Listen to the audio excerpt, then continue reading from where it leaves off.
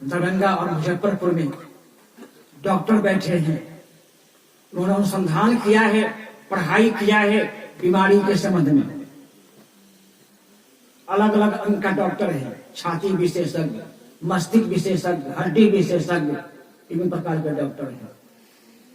तो जिस विभाग में वह काम किया है, जिसका रिसर्च किया है, डॉक्टर उसका वो है। आप उसके यहाँ जाते हो कि नहीं जाते हो इलाज कराने, कि अपने इलाज कर लेते हो? बोलिए, जाना पड़ेगा उसके यहाँ। और जाने के बाद वो देखेगा, फीस लेगा और वह जांच लिखेगा। जांच में पैसे फिर खर्च होंगे, और पैसे जब खर्च होंगे तो जांच आएगा सही, और जांच तब सही आएगा, रिपोर्ट जब सही आएगा तो दवा लिखाएगा सही, बीमार ठीक हो जाएंगे आप। ठीक उसी भांति संत महात्मा विशेषज्ञ है इस मत का। इन्होंने अनुसंधान किया है, अपने जीवन को इसमें न्यौछावर कर दिया, फकीरी लिया, रात को रात नहीं समझा, दिन को दिन नहीं समझा, मेघ को मेघ नहीं समझा, धूप का धूप नहीं समझा, ठंड का ठंड नहीं समझा, और संत गुरु के पास जाकर संतों को चरण दबाने की काम किया है, संतों को प्रणाम किया है, संत को बातों को सहा है। संत में बहुत कुछ देना पड़ा है, नौछावर करना पड़ा है, मन दिया है, तन दिया और धन दिया है। ये सब करने के बाद ये विशेषज्ञ बने हैं। क्या मैं अंधा हूं क्या? मैं ये कार्यक्रम करा रहा हूं, गुरु पूजा है, कोई पूजा नहीं, कोई कर्म कांड नहीं है, गुरु की पूजा और साधु का सेवा हुआ यहाँ। यही देखेंगे आप लोग, ये गुरु की पूजा की तैयारी हुई है। ये भक्त लोगों के मन में लालसा है कि मैं इस प्रकार से साज को सजकर गुरुदेव को मैं अपने आसन पर बिठाऊं, और आसन पर विराजमान करके मैं आरती जलाकर, सामग्री लेकर, वस्तु लेकर, जहां तक मुझसे संभव होगा वह लेकर गुरु जी को आरती करूं। ये भाव है भक्त। और इसी भाव के मुताबिक आपका काम होगा। इसलिए मैं भाव के भूखे हूं। सतगुरु पाहुन भाव के भूख नहीं सके।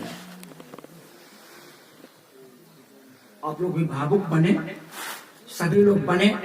मैं सभी लोगों से निवेदन करना चाहता हूं, ये तो साधु लोग हैं, वैष्णव लोग हैं, परिवार के लोग जो गुरु की सेवा पूजा करना चाहते हैं। कर्मकांड को उन्होंने विदा कर दिया है, बिल्कुल इनके अंदर हृदय में कर्मकांड नाम का चीज है ही नहीं। ये वीर का काम उन्होंने किया है। मैं आप लोगों से भी कहना चाहूंगा, जो असंत परिवार है आप लोग भी कर्मकांड नहीं करें। अच्छा उसी में होगा, क्योंकि हमारे ललन जी बता रहे थे, हमारे साथ अनगोवा गरुड़ पुराण की चर्चा बता रहे थे। सब लोग श्राद्ध करते आ रहे हैं, आज भी कर रहे हैं, लेकिन करें, लेकिन विचार करके करें। आप विचार करके करें, वैसे मत करें। आप श्राद्ध, श्रद्धा का नाम है श्राद्ध। अभी जो काम हो रहा है, ये गुरु पूजा की तैयारी की गई है, इसमें बहुत श्रद्धा जुटा हुआ है। श्रद्धा के साथ ये काम हो रहा है। संत गुरु जो कहेंगे वो सत्य है, मैं उन्हीं की राह पर चलूंगा और कुछ नहीं सुनूंगा, ये श्रद्धा है। इस प्रकार से मीरा ने गुरु में दृढ़ता जताई थी। गुरु में दृढ़ता इतना रखी, राजघराने में जन्म ली थी, वो राजघराने में रानी थी, लेकिन इतना सुंदर से वह गुरु के प्रति श्रद्धा की, जगत में अभी नाम है उसका इतिहास में। कौन सा 1000 वर्ष पूर्व हुआ था मीरा, अब नहीं है, लेकिन आज भी उसकी नाम जागृत है, क्योंकि गुरु की श्रद्धा जमा करके रखी, आज भी श्रद्धा जागृत है और रहेगा। तो हम लोग आधे काम मत करें, आधे काम मत करें कोई आदमी।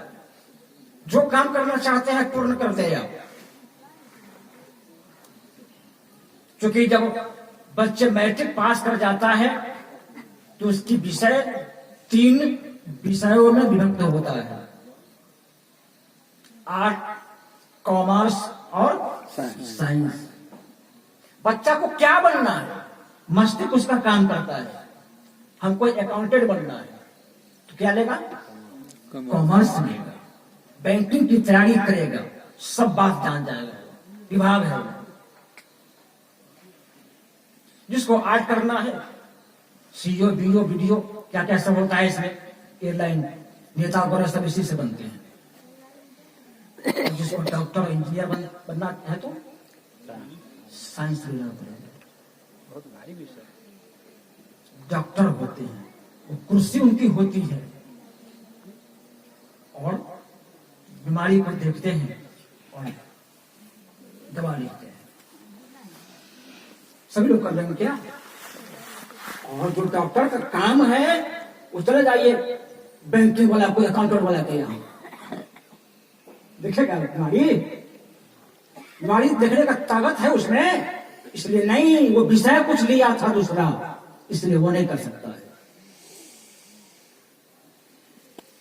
और ये कॉमर्स वाला चले जाओ किनके यहाँ, साइंस वाला के यहाँ, तो उसका वो काम नहीं जानेगा। इसलिए भाइयों, विशेषज्ञ बनना है तो एक मत को चुनना होगा, एक राह को पकड़ना होगा, तब आप विशेषज्ञ हो सकते हैं, नहीं तो नहीं होंगे विशेषज्ञ। बीच में रह जाएंगे, अपने जता जाएंगे और लोग कभी जांच कर रखेंगे आप, और आने वाले भविष्य में जनमानस को गलत संदेश मिल जाएगा आपके द्वारा। इसलिए मैं गलत संदेश देना नहीं चाहता हूं किसी को। आने वाले भविष्य के बच्चे को भी मैं सुदृढ़ बनाना चाहता हूं कि आने वाले समय में भी लोग कहें मैं रहूं या ना रहूं, लेकिन जो गुरु की पद्धति है, गुरु का जो पूजा है, धर्म से आडंबर से अलग का जो कार्यक्रम है, मैं ये करके आप लोगों के बीच रखता हूं, क्योंकि आने वाले समय में मैं धरती पर चला भी जाऊं, लोगों की याद रहे कि ऐसे भी संत गुरुजन संसार में थे जिन्होंने गुरु के सिवा, संत के सेवा के सिवा आडंबर को नहीं मानते थे। क्योंकि सत्य को विरोध करना जरूरी है, आंख मूंद नहीं लेना, सत्य को विरोध करना है। आपकी भारत गुलाम था, किसके हाथ? अंग्रेज के हाथ। 1947 ईस्वी से पूर्व गुलाम था। और बूढ़े लोग जानते होंगे कि अंग्रेज की सरकार में क्या दिक्कत की सामना करना होता था। भारत में तो बहुत आदमी था, बहुत आदमी था, और 1947 ईस्वी के समय में लगभग 37 करोड़ जनसंख्या था भारत का। क्या 37 करोड़ लगभग था, मगर चलिए उसी में आगे पास है। तो इतने जनसंख्या में जिन्हीं की माथा नहीं काम कर रहा था, ये अंग्रेज जो सरकार है हमारे भारतीय लोगों को, नागरिकों को सता रहा था, हिम्मत नहीं जुटा रहा था। लेकिन उसी संख्या में 2, 4, 5 लाल निकला। कौन? महात्मा गांधी, भीमराव अंबेडकर, डॉक्टर लोहिया, चंद्रशेखर आजाद, महात्मा फुले, वगैरह वगैरह बहुत सारे हैं। 2, 4, 5 लोग उभरे और संगठन बनाया, और संगठन बना करके लड़ाई शुरू किया। जब लड़ाई शुरू किया तो काफी उनकी दिक्कत की सामना करना पड़ा, मार भी लगा इन लोगों को, क्योंकि सरकार उसकी चल रही थी, पावरफुल था वो, बहुत कष्ट की सामना किया, लेकिन सारे कष्टों को सह करके भगा दिया अंग्रेज।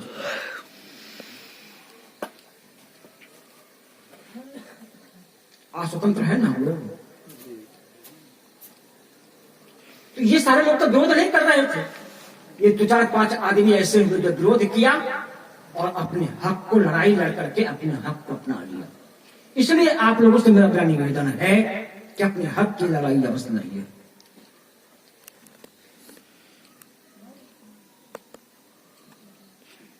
बाहर के कामों में अपने बच्चे को बस पढ़ाइए।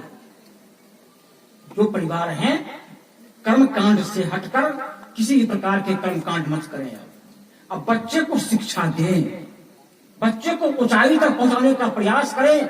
आपकी मनसा हो कि मेरा बेटा इंजीनियर बने, मनसा हो आपके बेटा डॉक्टर बने, बड़े से बड़े पद को प्राप्त करें, और ना समझी में कार्यक्रम ना करें। पैसे को बर्बाद मत करें, पैसे को सदुपयोग करें, दुरुपयोग मत करें।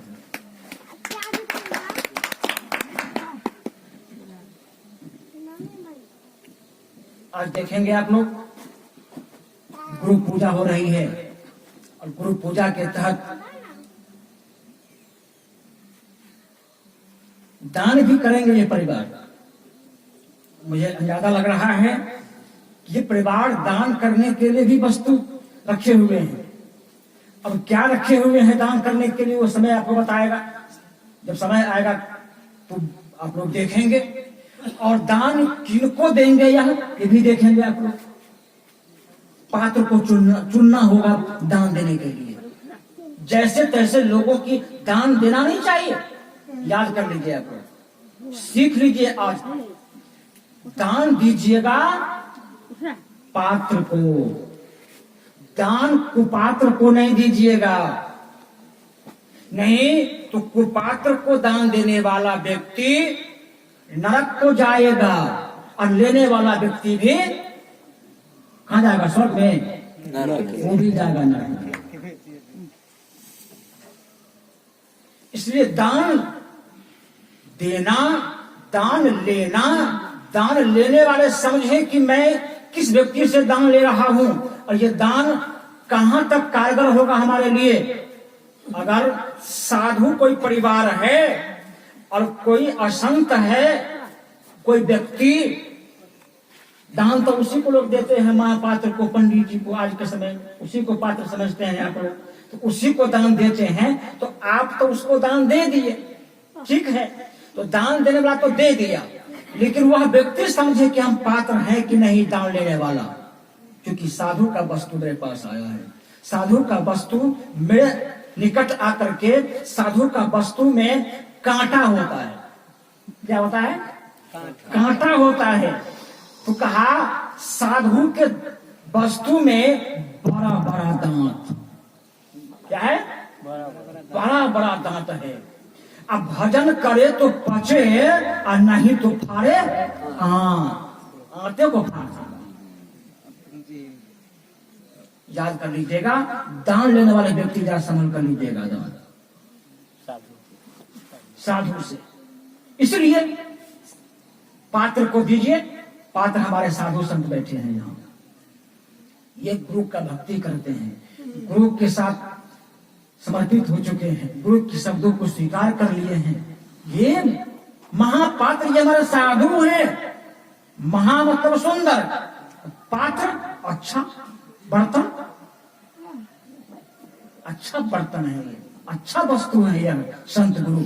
इसलिए संत महात्मा को जो कुछ देना चाहते हैं दे दीजिए, क्योंकि आपका वस्तु अच्छा रहेगा, सुरक्षित रहेगा, कहीं रहेगा। और समय तो क्या,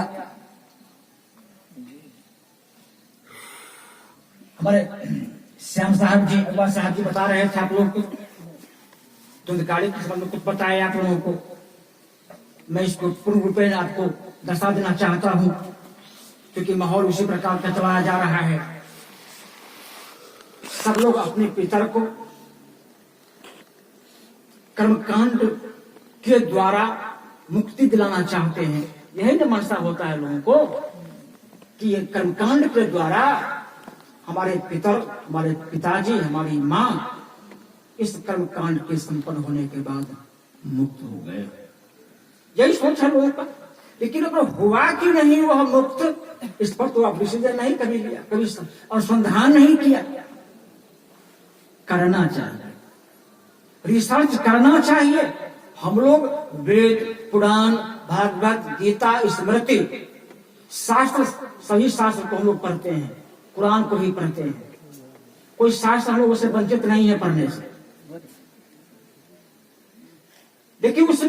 बात गड़बड़ सरबर भी बात लिखा गया है, लोग उसको गड़बड़ सरबर को नहीं समझ पाते हैं, यूं ही बोलते चले जाते हैं, यूं ही करते चले जाते हैं। नहीं, लेकिन हम जो संत महात्मा हैं हम उसके अनुसंधान करते हैं, अनुसंधान उसको करते हैं, सही क्या है गलत क्या है। जो सही बात मानने वाला है उसको माना जाता है, और जो सही बात उसमें नहीं उसको नकारा जाता है। साहब कबीर ने कहा, वेद पुराण कहे किन झूठा, जो झूठा शब्द न विचारे। वेद पुराण को लोग झूठा नहीं कहते हैं, जो सत्य उसमें लिखा है उसको सुनाते हैं आप लोग। तो धुंधकारी और गौकरण दोनों सगा भाई था, और समय आने पर धुंधकारी मारा गया, और धुंधकारी जब मारा गया तो प्रेत हो गया, और प्रेत जब हुआ तो गौकर्ण पंडितों के द्वारा बहुत सुंदर ढंग से क्रिया कर दिया, पिंडदान कर दिया, जो हम लोग करते हैं समाज में। तो जब क्रियाकलाप कर दिया सुंदर ढंग से, तो क्या होना चाहिए? प्रेत का जोड़ी तो छूट जाना चाहिए कि लगा रहना चाहिए? छूट जाना चाहिए, छूट जाना चाहिए। कोई पैरवी कर दे कोर्ट में और बहस कर दे वकील साहब, जज साहब सुन करके उसको कलम चला दे कि रहा मैं करता हूं उसको, तो मुजरिम तो नहीं रहेगा ना, तो जेल में नहीं रहेगा। अगर जेल में है तो इसके मतलब पैरवी करने वाला आदमी नहीं है, ठीक है, हाकिम तक नहीं पहुंचा है। ध्यान देंगे, हाकिम तक नहीं पहुंचा पैरवी करने वाला व्यक्ति, ये दलाली किया है बीच में। तो जब सब कुछ कर दिया गौकर्ण धुंधकारी को, लेकिन फिर भी प्रेत जोड़ी नहीं छूटा। उस प्रेत जोड़ी को छुड़ाने के लिए, छूटने के लिए धुंधकारी अर्धरात्रि में रोता था और गौकर्ण सोए रहता था। आवाज सुनता था कान में, ये तो धुंधकारी की आवाज है। मैं तो उसको भांति भांति के कर्म कांड करके, पिंडदान करके, गौदान करके, गया में श्राद्ध करके मैं सब कुछ कर दिया हूं, तो फिर यह रो क्यों रहा है? कहा, कौन रो रहे हो? धुंधकारी ने कहा, भैया मैं धुंधकारी हूं, मुझे प्रेत बना दिया गया है, मैं दर्द की ठोकर खा रहा हूं, कहीं शांति नहीं मिल रही है, पेट बहुत बड़ा बना दिया गया है, मुंह सीकी के तरह बना दिया गया है, भूख काफी लग रहा है, भोजन करने की इच्छा बहुत ज्यादा है, लेकिन मैं खा नहीं रहा हूं। इससे मुक्ति दिलाइए भैया, कोई रास्ता सोचिए। कहे, रास्ता तो दुनिया के लोगों के लिए कर्म कांड के द्वारा पिंडदान करना है, पंडित जी के द्वारा जो श्राद्ध किया जाता है उसके मुताबिक तो मैं कर दिया तुमको। कहा, भैया उससे सुइया की नोक के बराबर भी मुझे फायदा नहीं हुआ है, ये श्राद्ध किया हुआ सब व्यर्थ हो गया। कहा, व्यर्थ हो गया? कहा, हाँ भैया। कहा, इससे कुछ नहीं हुआ? कहा, नहीं भैया। कहा, लोग तो इसी को शुद्ध मानते हैं, कर्मकांड को। कहा, लोग मानते हैं, मैं तो आपको सामने बता रहा हूँ, सामने हूँ खड़ा, कि मुझे प्रेत जोड़ी नहीं छूटा है, इसका उपाय सोचिए। कहा, देखो मैं इसका उपाय सोचता हूँ। तो भ्रमण करने लगा, और भ्रमण करने के क्रम में संत महात्मा से मिला। एक व्यास गद्दी पर भागवत कथाकार बैठे थे। कहा, ये व्यास गद्दी पर बैठे हुए, इनका जो कार्यक्रम विराम होगा मैं इनसे सवाल करूंगा। जब वो अपने आसन पर आए तो नतमस्तक होकर प्रणाम किया। कहा, महाराज हमारा भाई प्रेत हो गया है, उसका छूटने का कोई उपाय है क्या? कहा, हाँ है। कहा, क्या? कहा, तो भागवत महापुराण की चर्चा 1 हफ्ता का अपने निजी गृह में करवाओ, निजी अपने निवास पर करवाओ। कराया, और जब धुंधकारी आया तो कह दिया क्योंकि व्यास गद्दी पर जो व्यास बैठे थे उन्होंने जुक्ति बता दिया था कि 7 पोर का बांस फूंक लाना, ऊपर से भी फूंक रहना चाहिए और नीचा से भी फूंक रहना चाहिए और बीच में 7 वो गिरा रहना चाहिए और एक कोने पर उसको टेढ़ा करके रख देना और धुंधकारी को बोल देना कि नीचे में जो खोपी है उसमें जाकर तुम बैठ जाना। और व्यास गद्दी पर जो बैठकर व्यास जी उपदेश करेंगे, कथा कहेंगे, उनके एक एक बात सुनना, सुंदर से, मन से, वचन से और कर्म से हमारी मुक्ति मिल जाएगी। ये भागवत पुराण की चर्चा मैं बता रहा हूं, कबीर साहब की चर्चा नहीं है, कबीर साहब की मत किताबों में नहीं है, वे भागवत महापुराण में चर्चा है, जो दुनिया के लोगों को मान्य ग्रंथ है, जो पूजा करते हैं, मानते हैं, उस ग्रंथ में चर्चा आया है। ऐसा ही किया, जब भागवत शुरू हुआ तो आया धुंधकारी और बैठ गया। हफ्ता दिन के कार्यक्रम था, हफ्ता दिन में एक एक गिरा जो था भ्रष्ट कर गया, फूट गया, भ्रष्ट करके दूसरे मंजिल पर, तीसरे मंजिल पर, चौथे मंजिल पर, 5वां मंजिल पर, 6ठे मंजिल पर और अंत में 7वां मंजिल पर होकर के आग की गोला की तरह और उसमें से निकलकर आकाश मार्ग की तरह जा रहा था। व्यास जी ने कहा, जनताओं, जो धुंधकारी की आत्मा प्रेत बना था, बहुत सारे कर्म कांड करने के बाद भी नहीं मुक्त हुआ, ये सत्संग की प्रभाव से, भागवत की महात्म्य से, संत महात्माओं के वक्तव्य से इसकी जो प्रेत जोनी था वो प्रेत जोनी ट्रांसफर हो गया और इसकी आत्मा स्वच्छ होकर जो स्वर्गलोक को तरफ जा रहा है। भाइयों, विचार करेंगे आप, अगर कर्म कांड ही सत्य होता तो आप लोग उतना नहीं कर पाते हैं।